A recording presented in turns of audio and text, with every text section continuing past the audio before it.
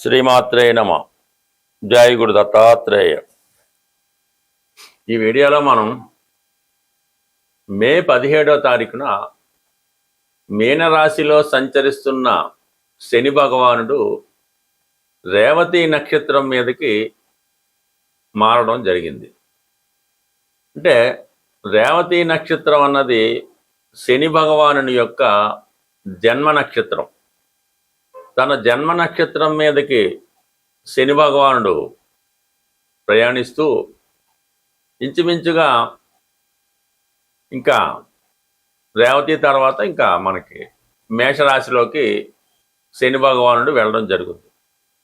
2వ తారీఖు జూన్ నెల 2027వ సంవత్సరం దాకా కూడా మరి శని భగవానుడు రేవతి నక్షత్రం మీద సంచరిస్తూ అదే నక్షత్రం మీద వక్రగమనం పొంది మళ్ళా కొద్ది రోజులు ఉత్తరాభాద్ర నక్షత్రం మీదకి వచ్చి మళ్ళా రేవతికి వచ్చి ఇంక డైరెక్ట్గా జూన్ 2వ తారీఖున మేషరాశిలోకి ప్రవేశించడం జరుగుతుంది. సో ఏదైనా రేవతి నక్షత్రం అన్నది బుధుని ఆధిపత్యంలో ఉన్నటువంటి నక్షత్రం. శని భగవానుడికి బుధుడు మిత్రగ్రహం అవటం వల్ల మరి ఆ మిత్రుడి నక్షత్రం మీద ప్రవేశించినటువంటి శని భగవానుడు ఏ ఏ రాశుల వారికి ఎటువంటి ప్రభావాన్ని చూపడం జరుగుతుంది అన్న విషయాన్ని మనం ఈ వీడియోలో పరిశీలించడం జరుగుతుంది. తులారాశి వారికి రేవతి నక్షత్రంపై శనిగ్రహ సంచారం ఈ రాశి వారికి ఏ విధంగా ఉండబోతుంది. మరి ఏదైనా ఒక గ్రహం ఒక రాశిలో ప్రవేశించినప్పుడు ఆ రాశ్యాది ఫలితాలు ఇవ్వడం జరుగుతూ ఉంటుంది. అలాగే ఆ రాశిలో ఉన్నటువంటి ఒక నక్షత్రం మీదకి మారినప్పుడు ఆ నక్షత్రం యొక్క ఫలితాలు అంటే నక్షత్రాధిపతి ఆ నక్షత్రాధిపతికి చెందిన భావ ఫలితాలు ఇవ్వడం జరుగుతూ ఉంటుంది. ఇది కొద్దిగా డెప్త్గా ఆలోచించి పరిశోధించవలసింది. అంటే ఇది వింటున్న వాళ్ళకి కూడా కొద్దిగా జ్యోతిష పరిజ్ఞానం ఏమాత్రం ఉన్నా వాళ్ళకి విషయం అర్థమవుతూ ఉంటుంది. ఇప్పుడు ఈ శని భగవానుడు బుధుడి యొక్క నక్షత్రం మీద ప్రవేశించాడు. అంటే రేవతి కామన్గా అనుకుందాం, బుధ నక్షత్రం కాబట్టి బుధుడి యొక్క నక్షత్రం మీద ప్రవేశించాడు. అంటే శని భగవానుడు యొక్క మిత్రుడు బుధుడు కాబట్టి బుధుని ఫలితాలు అనుకూలంగా ఇవ్వడం జరుగుతుంది. బుధుడు యొక్క రాసులైనటువంటి మిథున కన్య ఫలితాలు కూడా ఇప్పుడు యాక్టివేట్ అవుతాయి అన్నమాట. మరి తులారాశి వారికి మిథున కన్యా రాశులు 9, 12 స్థానాలు. తులారాశి అధిపతి శుక్రుడికి బుధుడు మిత్రుడే, శని భగవానుడు మిత్రుడే. సో ఆ కారణం వల్ల మీకు పాజిటివ్ ఫలితాలు రావడం జరుగుతుంది.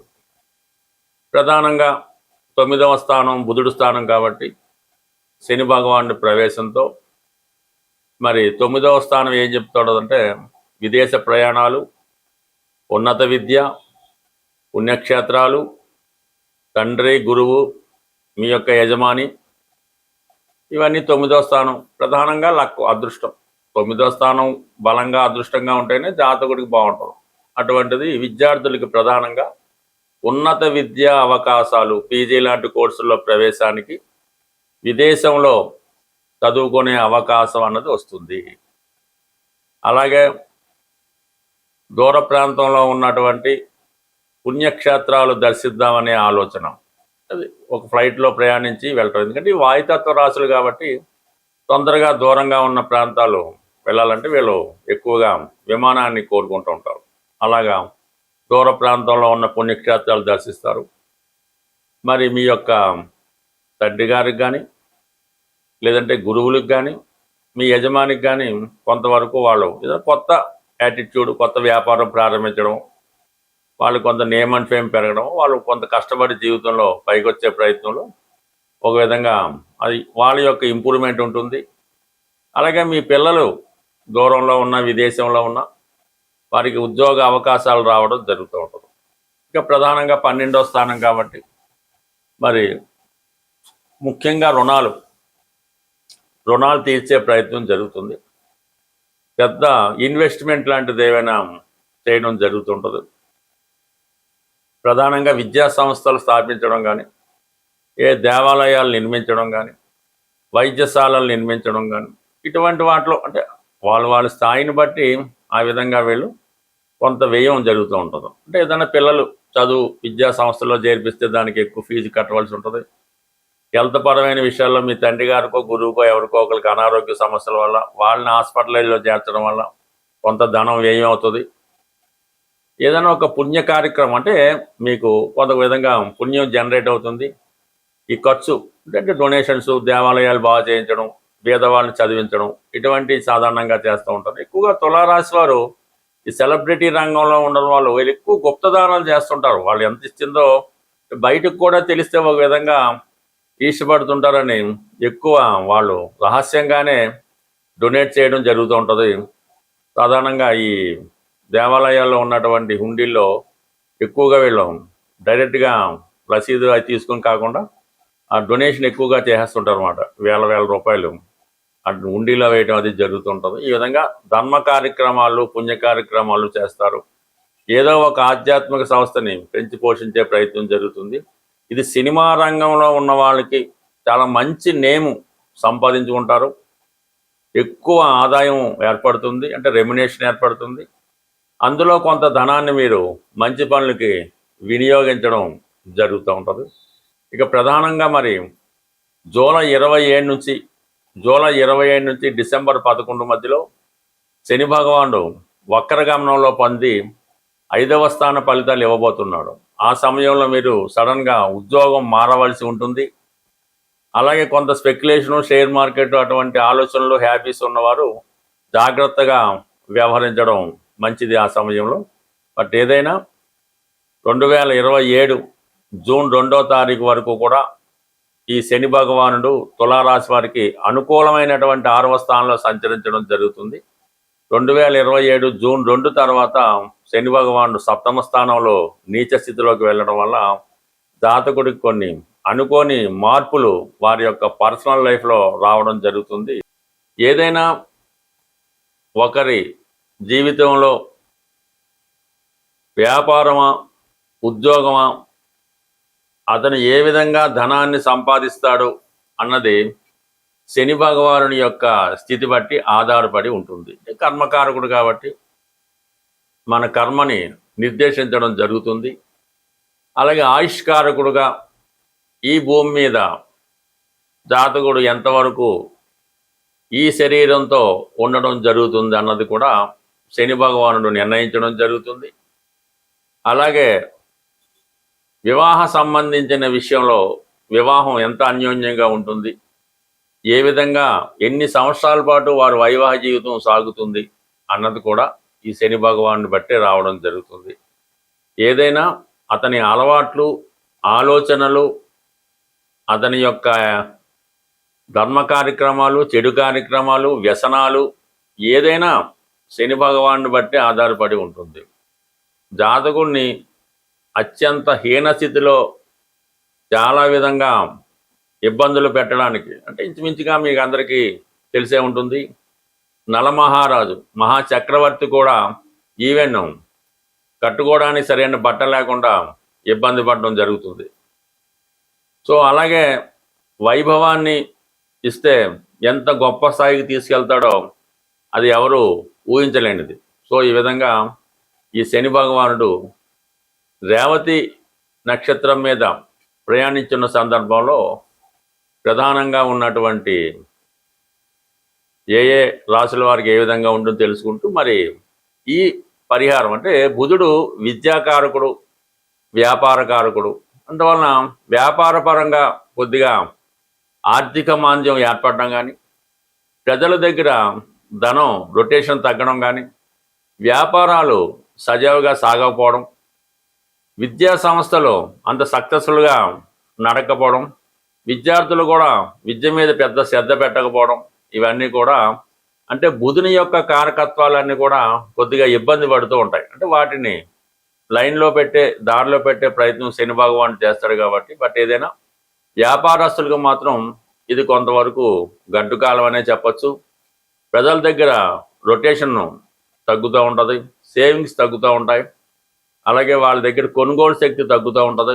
ఇవన్నీ కూడా ఏ రాశి వారికి ఏ ప్రభావం ఉంటుంది అన్నది, అంటే దీంతో పాటుగా వారి జన్మ పుట్టినప్పుడు ఉన్నటువంటి జన్మ చక్రం బట్టి, జాతక చక్రం బట్టి, జరుగుతున్న దశలను బట్టి, అప్పుడున్న గ్రహస్థితి బట్టి ఆధారపడడం జరుగుతుంది. బట్ ఏదైనా ఈ ప్రభావం ఏ రాశుల వారికి ఏ విధంగా ఉంటుంది అన్నది డీటెయిల్గా తెలుసుకుంటూ చివరిలో ఏ రాశికి ఏ పరిహారం చేసుకుంటే బాగుంటుంది కూడా మనం తెలుసుకొని శని భగవానుడి యొక్క అనుగ్రహానికి పాత్రలొద్దామని ఆశిస్తూ, ఏదైనా శని భగవానుడు గోచార రీత్యా కానీ దశారీత్యా కానీ ఇబ్బంది పడుతున్నప్పుడు చాలామంది ఈ పరిహారాలు అన్నవి చేయించడం జరుగుతూ ఉంటుంది.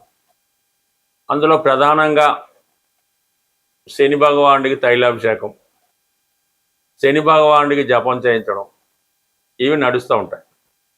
అయితే ఏదైనా శని భగవానుడి యొక్క పరిహారం చేద్దాం అనుకున్న వాళ్ళు ముందు వాళ్ళలో ఉన్నటువంటి బలహీనతల్ని తొలగించుకోవలసి ఉంటుంది. అప్పుడు మాత్రమే మీరు చేసే పరిహారం అన్నది మీకు రావడం జరుగుతుంది.